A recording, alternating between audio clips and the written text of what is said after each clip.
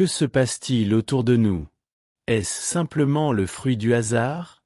Padre Pio, un saint dont la vie fut marquée par des visions spirituelles extraordinaires, a laissé un avertissement prophétique que beaucoup ont jugé exagéré, voire inutile. Mais ce que beaucoup ignorent, c'est que les signes de cette prophétie sont déjà là, frappant à notre porte. L'Amérique, l'un des plus grands foyers du christianisme, semble vivre exactement ce que Padre Pio avait prédit.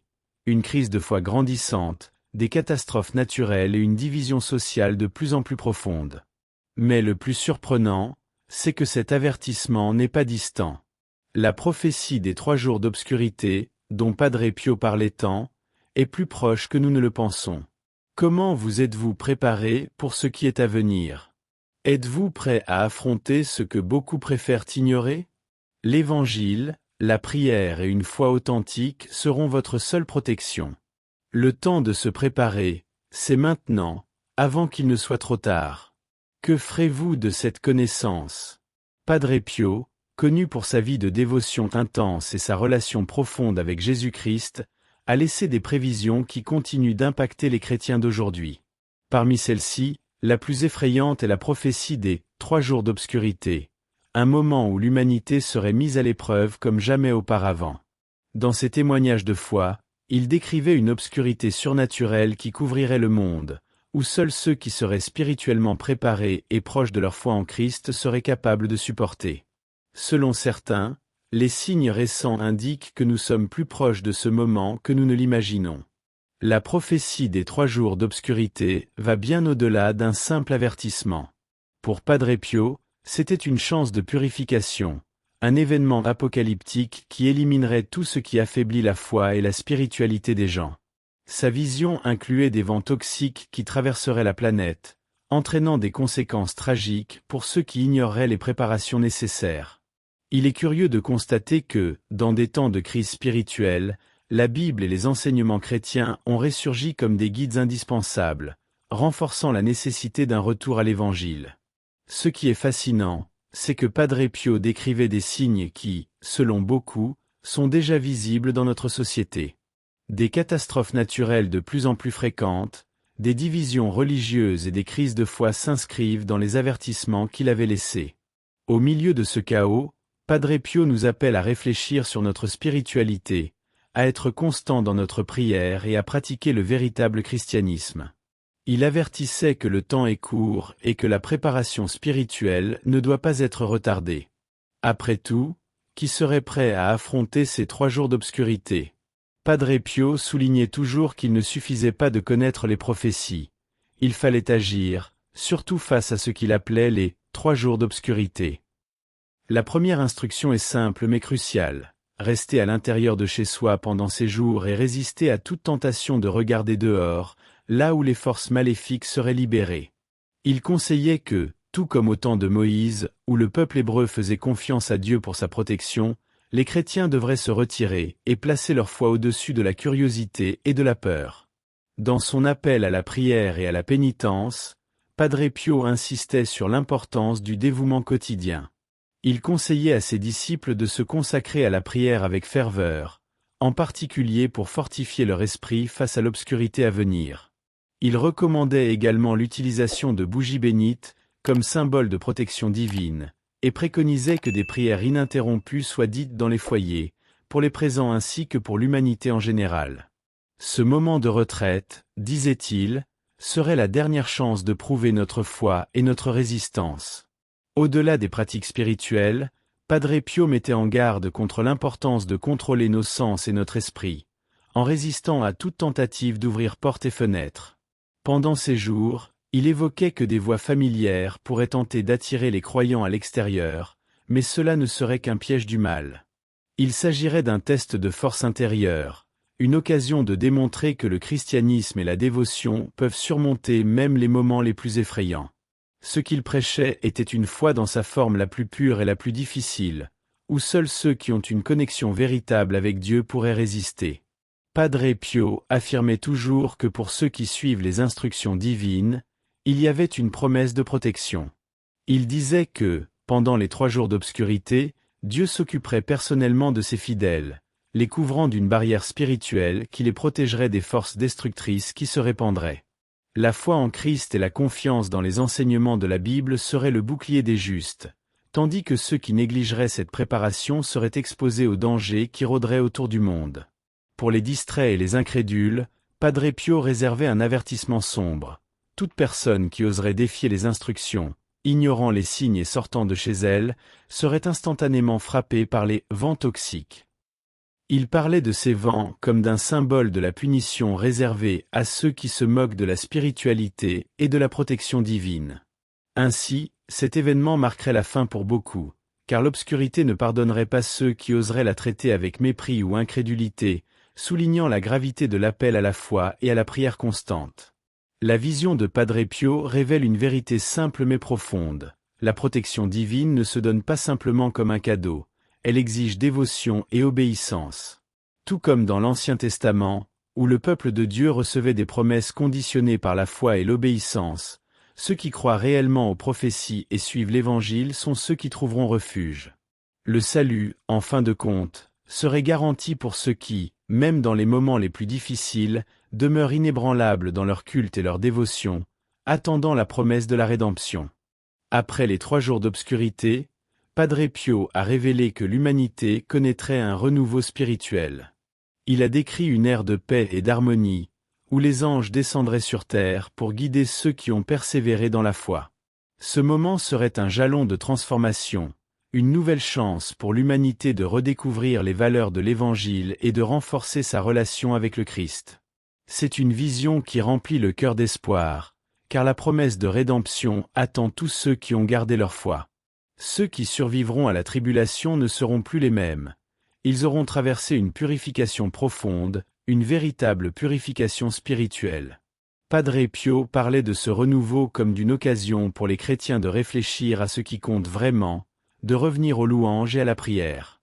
Ce nouveau monde serait gouverné par la sagesse divine, et l'Église connaîtrait un renouvellement dans la foi de ses fidèles. Les jeunes chrétiens, renforcés par l'expérience, seraient les témoins vivants de ce recommencement, inspirant les générations futures à rester fermes dans leur chemin spirituel. Ce renouveau ne viendra pas sans sacrifice, mais le résultat en sera la récompense. Padre Pio prévoyait qu'avec l'aide divine, ceux qui persisteraient trouveraient dans la Bible et dans les études bibliques la fondation pour cette nouvelle ère. La tribulation aurait été un tournant, un point de départ pour un monde où la spiritualité et l'adoration de Dieu deviendraient centrales. Un monde où les sermons et les cultes deviendraient plus intenses et significatifs, ouvrant une nouvelle perspective pour le christianisme. Padre Pio soulignait toujours l'urgence du repentir, rappelant que la tribulation est une dernière occasion pour tous de revenir à la véritable foi. C'est le moment de réfléchir sur son propre parcours spirituel, de questionner ses choix, et de revenir sincèrement à la prière et à la dévotion.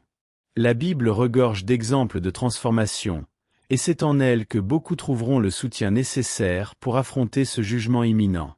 Après tout, il ne s'agit pas seulement de croire, mais de s'engager véritablement dans ce que le christianisme enseigne. L'appel de Padre Pio résonne comme un rappel que personne n'est au-delà de la rédemption, mais qu'il n'y a pas de garantie pour ceux qui ne font pas l'effort de retrouver leur chemin. Il insistait sur la pratique constante de la prière et l'étude des enseignements sacrés comme des outils pour fortifier l'âme. La spiritualité n'est pas quelque chose qu'on acquiert en un instant. Elle doit être cultivée, comme un jardin qui fleurit lorsqu'il est nourri. Et pour ceux qui hésitent encore, il suggérait des actions simples, le louange quotidien, la participation au culte et le désir de vivre selon l'Évangile. Pour beaucoup, cet appel représente un tournant dans leur vie. Padre Pio laissait entendre que le repentir n'est pas une option à reporter, mais une nécessité urgente. Cette chance de renouveau est, selon lui, la dernière offre de Dieu avant l'arrivée définitive de l'obscurité. Les témoignages de foi de ceux qui ont décidé de changer sont la preuve qu'il est encore possible de transformer son cœur, même face à l'incertitude. Et ceux qui répondront à cet appel découvriront peut-être une vie nouvelle, marquée par la paix que seule l'adoration et la présence divine peuvent apporter. Le Mexique est une terre marquée par une foi profonde et une dévotion particulière à la Vierge de Guadalupe, symbole d'unité et d'espoir pour les Mexicains. Historiquement, Cette nation a vécu de grandes batailles spirituelles, depuis l'arrivée des missionnaires jusqu'à aujourd'hui. Cet héritage religieux place le Mexique dans une position unique, en faisant un lieu où le christianisme n'est pas seulement pratiqué, mais vécu. Beaucoup croient que cette nation, avec ses traditions catholiques enracinées, est prête à affronter les événements prophétisés, avec une force spirituelle sans pareille. Aujourd'hui, cependant, le Mexique traverse des temps difficiles. La violence, les crises sociales et l'éloignement de certains de l'Église sont perçus comme des signes d'une période de purification. Padre Pio parlait de la foi comme d'un bouclier contre l'obscurité, et pour le peuple mexicain, ce bouclier est la dévotion intense et inébranlable. À chaque coin de rue, il y a des églises et des autels dédiés aux saints et à la Vierge, signe que la spiritualité résiste malgré les défis. Mais la question qui se pose est la suivante. Cette foi sera-t-elle suffisante pour traverser les temps de tribulation qui approchent? Le contexte actuel invite à la réflexion. Le Mexique, avec son ferveur religieuse et son histoire spirituelle, peut-il devenir un refuge au milieu des ténèbres qui viendront? Peut-être que cette nation est appelée à quelque chose de plus grand, à être une ancre d'espoir au cœur de la purification. Avec des églises remplies de jeunes chrétiens et des cultes qui remplissent les cœurs d'espoir, le Mexique se positionne comme un pilier de foi dans le chaos. Mais, bien sûr, ce rôle exige plus que de la dévotion. Il exige un engagement sincère envers le message de Jésus-Christ, quelque chose que peu ont le courage d'affronter. Padre Pio était clair en décrivant l'arrivée des 3 jours d'obscurité comme une purification finale pour l'humanité. Il avertissait que l'obscurité serait si dense qu'aucune lumière ne pourrait la percer, sauf les bougies bénies. Pendant cette période, les forces maléfiques envahiraient la terre, tentant ceux qui vacillent dans leur foi. Il ne s'agit pas seulement d'une menace spirituelle, mais d'un appel pour que chacun se prépare. Ceux qui ignoreront cet avertissement feront face à des conséquences qui iront au-delà du physique. Ce sera une bataille directe contre le mal. Cette vision de Padre Pio n'est pas simplement littérale, elle porte un symbolisme profond. Elle suggère que l'humanité devra purifier son âme pour supporter ce qui est à venir.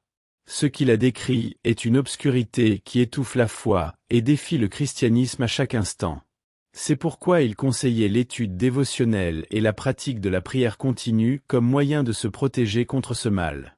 Ceux qui se prépareront spirituellement auront une chance de traverser l'épreuve avec la protection divine, renforcée par l'Évangile et les promesses de Jésus-Christ.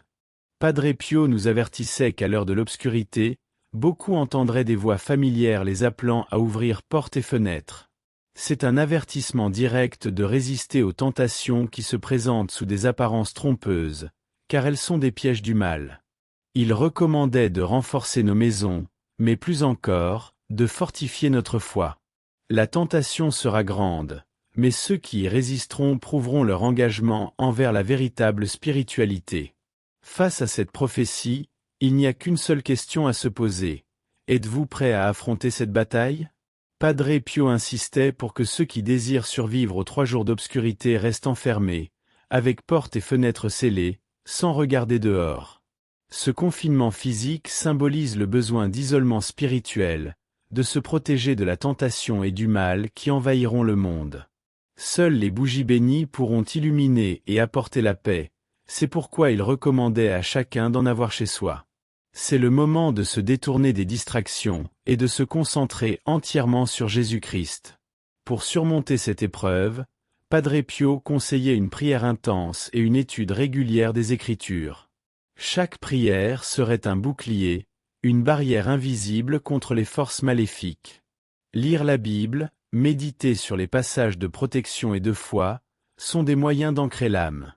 La prière, l'engagement dans un dévouement quotidien, devient une armure spirituelle, renforçant notre lien avec le divin. Padre Pio voyait la prière comme le nourrissement de l'âme, qui maintiendrait nos forces intactes face à l'épreuve. Au-delà des pratiques spirituelles, il avertissait du danger de succomber à la curiosité, aux voix tentatrices venant de l'extérieur. La tentation se manifestera, peut-être sous des formes inattendues, mais ceux qui résisteront et persévéreront dans la foi trouveront protection et espoir au bout de ce voyage. Après tout, Padre Pio disait que la véritable adoration ne se prouve pas dans les moments de lumière, mais lorsque l'obscurité semble insurmontable. Et vous, êtes-vous prêt à affronter les ténèbres avec un cœur ancré en Christ? Ces derniers temps, les signes des prophéties de Padre Pio semblent se manifester de manière alarmante. Le monde est témoin de catastrophes naturelles dévastatrices, d'événements climatiques extrêmes et d'une polarisation sociale et politique croissante. Ces phénomènes s'alignent avec ce que Padre Pio avait décrit comme une préparation aux jours d'obscurité. Si l'on y prête attention, on constate également une intensification de la crise de foi, comme si l'humanité était mise au défi de tourner son regard vers le christianisme et vers les vérités spirituelles que beaucoup ont négligées. Au Mexique, la situation semble refléter fidèlement nombre des prophéties faites par Padre Pio. Le pays, avec son histoire riche de foi et de dévotion à la Vierge de Guadalupe, a toujours été un centre spirituel, mais il fait également face à une crise croissante sur de nombreux fronts. La violence, la division politique et sociale, et l'instabilité économique sont les signes d'une purification spirituelle imminente. Padre Pio croyait que, bien que le Mexique soit au cœur de cette tourmente, il deviendrait aussi un refuge pour ceux qui se préparaient spirituellement. Ce contraste est un signe clair que quelque chose de grandiose, mais de difficile, est à venir. Ces signes de crise ne sont pas de simples coïncidences. Ils ont une signification profonde, et Padre Pio, avec sa sagesse, nous invite à observer ce qui se passe autour de nous avec les yeux de la foi. Chaque catastrophe climatique, chaque division sociale et politique est une pièce du puzzle prophétique. Si l'humanité ne répond pas avec foi, prière et action, ce qui est à venir sera plus qu'une simple catastrophe. Ce sera un test pour l'âme de chacun. Que cela signifie-t-il pour vous? Comment allez-vous vous préparer, spirituellement, pour ces temps? Dans cette crise spirituelle mondiale, où les valeurs chrétiennes sont défiées, le Mexique émerge comme un phare de foi, capable d'être un refuge spirituel en ces temps de purification. Historiquement, le Mexique a toujours été profondément enraciné dans la foi catholique, et sa dévotion à la Vierge de Guadalupe en est un témoignage vivant. Padre Pio, dans ses prophéties, voyait le Mexique comme un lieu d'une grande importance spirituelle, où les croyants pourraient se réfugier et se préparer pour les temps d'obscurité à venir. Dans ce contexte, le Mexique pourrait devenir le centre de la renaissance spirituelle de l'humanité. Cependant, pour que cela se produise, le Mexique aurait besoin d'une renaissance de sa propre foi et de ses pratiques spirituelles. Avec la montée des crises sociales et politiques, nombreux sont ceux qui se sont éloignés de la religion, mettant ainsi en péril le rôle du Mexique comme refuge spirituel. Padre Pio soulignait que la véritable force d'un pays réside dans sa connexion avec Dieu, et la nation qui s'aligne avec la foi serait la clé du salut durant les temps de tribulation. L'Église mexicaine et les prières de ces jeunes chrétiens seraient essentielles pour atteindre la paix et la protection promises par le Christ. Ainsi, l'avenir spirituel du Mexique et sa mission en tant que refuge dépendent d'un retour à la foi véritable. Si le peuple mexicain se tourne à nouveau vers la prière, l'adoration et les enseignements de Jésus-Christ, il accomplira sa mission de gardien spirituel pour le monde entier. Que sera-t-il nécessaire alors pour maintenir cette mission? Comment, dans votre propre vie, pouvez-vous contribuer à restaurer la foi et participer à ce mouvement spirituel que Padre Pio a prophétisé? Les prophéties de Padre Pio, faites il y a des décennies, semblent refléter la réalité troublée que nous vivons aujourd'hui, comme s'il avait anticipé chaque mouvement de l'histoire mondiale. L'inquiétude, le chaos social et les crises spirituelles actuelles sont une répétition, à grande échelle, de ce qu'il avait prévu. Une humanité éloignée des principes divins, à la recherche de solutions temporaires, sans comprendre que le véritable refuge ne peut être trouvé qu'en Dieu. Autrefois, les prophéties étaient souvent vues avec scepticisme, mais aujourd'hui, elles semblent plus pertinentes que jamais, tant les signes sont évidents autour de nous. Le monde moderne, marqué par des catastrophes naturelles, des conflits politiques et une déconnexion spirituelle croissante, correspond parfaitement à ce que Padre Pio avait décrit comme le prélude aux jours de ténèbres. La polarisation grandissante, la crise de foi et la décadence morale ne sont pas seulement des symptômes d'un monde en chaos, mais aussi les reflets d'une humanité qui a oublié ses racines spirituelles. Padre Pio mettait en garde contre cette décadence, et ses avertissements résonnent comme un cri désespéré, appelant chacun à se reconnecter à la prière, à la Bible et au christianisme véritable. Aujourd'hui, plus que jamais, il est crucial de comprendre que les prophéties de Padre Pio ne sont pas simplement un rappel lointain, mais un appel urgent à l'action. Que pouvons-nous en apprendre? Comment pouvez-vous vous préparer spirituellement à ce qui est à venir? Il est temps de réfléchir profondément à la foi et à l'adoration, car seuls ceux qui resteront fermement ancrés en Christ bénéficieront de la protection promise en temps de tribulation. L'humanité n'a plus de temps à perdre. Le moment d'agir, c'est maintenant.